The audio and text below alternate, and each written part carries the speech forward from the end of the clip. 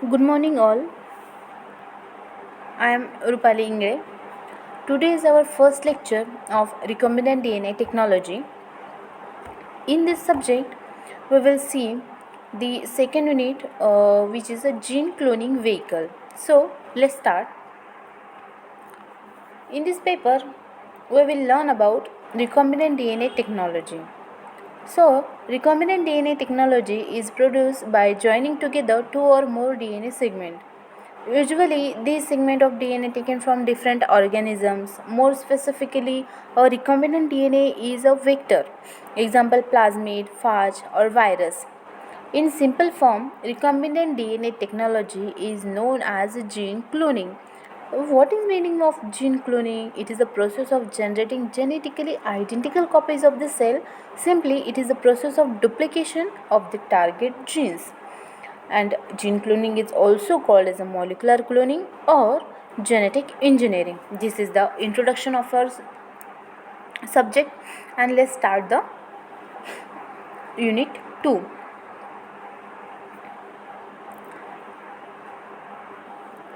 Gene cloning vehicle. Gene cloning vehicle means it is a vector. Vector is called as a gene cloning vehicle. So in this unit we have to see plasmid vector for E. coli, bacteriophage vector for E. coli, and others such as plant vector or various type of vector we will see in this unit. So let's start. Plasmid vector for E. coli. PBR322 and PUC18 is the plasmid vector. Plasmids, what is meant by plasmid? Plasmid are widely used as a cloning vehicle. Most plasmid exist as a double-stranded circular DNA molecules. If both strand of DNA are intact, then it's called as a covalently closed circle or cccDNA. If only one strand is intact, then the molecules are described as open circle or OCDNA. This is the covalently closed circle, and this is the open circle or open circular DNA. So PBR322, let's learn about it. PBR322 is a widely used vector in E. coli. In PBR322, P stand for plasmid, B stand for Bolivar, and R stand for Rodriguez. Bolivar and Rodrigues, ये जो scientist है, ये दो scientist ने PBR322 construct किया है, discovered किया है. और 322 जो है ये इसकी सीरीज़ है जो कि अदर प्लाज्मिड से इसे डिफरेंट और डिस्टिंग्विश करती है. Plasmid PBR322 has a completely sequence, and the original sequence was a 4362 base pair long. More recently, Watson has revised the size again, which is the 4361 base pair long. There are over 40 enzymes with unique cleavage sites on the PBR322. On the target site of 11 of these enzymes lies within the tetracycline gene, and there are site for further 2 CLAV1 and HIND3 within the promoter of that gene, and there are unique site for 6 enzymes within the ampicillin resistance gene. On PBR322 vector, there are 2 antibiotic resistance genes are present, that is the tetracycline resistant gene and ampicillin resistant gene, and there are another sequence which is a promoter. So let's see properties of PBR322. The properties of PBR322 is having low molecular weight. Low molecular weight because the plasmid is easier to handle.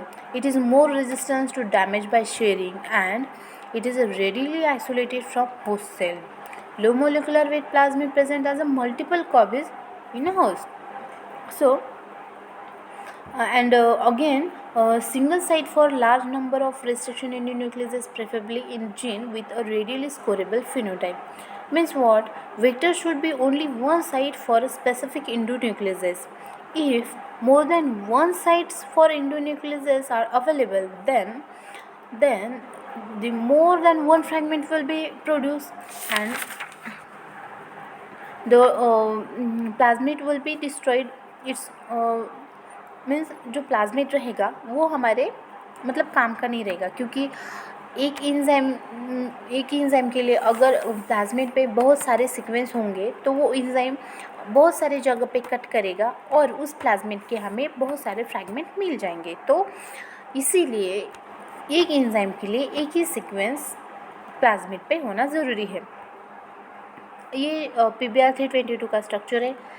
इसका sequence 4361 base pair है और यहाँ पे देखो ये tetracycline ampicillin, ये tetracycline resistant gene है और ये एम्पिसिलिन रेजिस्टेंट जीन है। टेट्रासाइक्लिन में SAL1 और BAM1 ये दोनों जो इंडोन्यूक्लियस है इसके लिए यहाँ पे सीक्वेंस है, यहाँ पे ये कट किए जा सकते हैं। ये एम्पिसिलिन रेजिस्टेंट में PST1 के लिए सीक्वेंस है और ये जो है ओरिजिन ऑफ रिप्लिकेशन है। So this is the structure of PBr322। Construction of PBr322, यहाँ पे हमें देखना है कि PBr322 का कंस्ट्रक्शन कैसे हुआ। तो the best and most widely use of this early purpose built vector is a PBr322। Plasmid PBr322 contains the ampicillin resistant and tetracycline resistance gene of RSF2124 and PSC101 respectively। यहाँ पे कहा है कि जो plasmid पे का ampicillin resistant gene है वो RSF2124 से डिराइव किया गया है, जो कि एक नेचुरल प्लाज्मिड है, और जो टेट्रासाइक्लिन रेजिस्टेंट जीन है वो PSC101 डिराइव किया गया है, PSC101 से डिराइव किया गया है। और जो ओरिजिन ऑफ रेप्लिकेशन का जो सीक्वेंस है PBr322 का वो PMB1 से डिराइव किया गया है।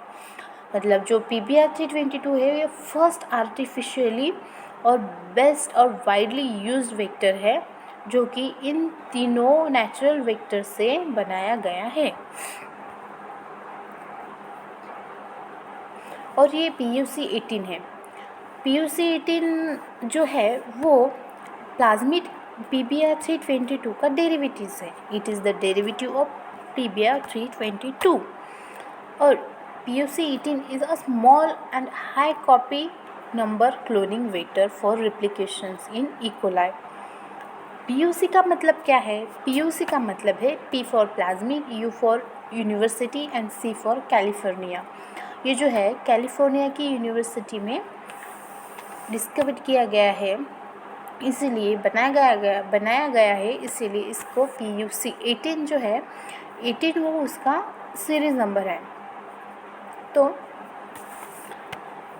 This size is 2.8 KB PUC की साइज़ है और it is additionally cloning site than PBr322 that is the MCS। MCS means multiple cloning sites और it's also called as a polylinker. PUC18 vectors permits rapid visual detection of an insert. It has the lag Z sequence near MCS. Therefore, recombinant can be detected by blue-white screening on growth medium containing X-GAL। तो ये जो lag Z है इसका sequence जो है